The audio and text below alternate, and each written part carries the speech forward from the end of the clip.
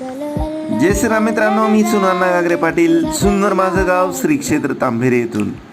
मित्रांनो, आपल्या घरातील लहान मुले आपल्या अपरोक्ष आपण घरी नसताना घरच्यांची नजर चुकून घरातील गाडीची चावी घेऊन घाबरत गाडी शिकण्याचा प्रयत्न करत असतात आणि बऱ्याच वेळेस त्यांना अपघाताला सामोरं जावं लागतं.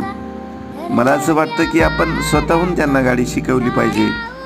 त्यांना रस्त्याचे, वाहतुकीचे नियम समजावून सांगितले पाहिजे आणि गाडी शिकवत असताना सांगा त्यांना, भिवू नकोस, मी तुझ्या पाठीशी आहे.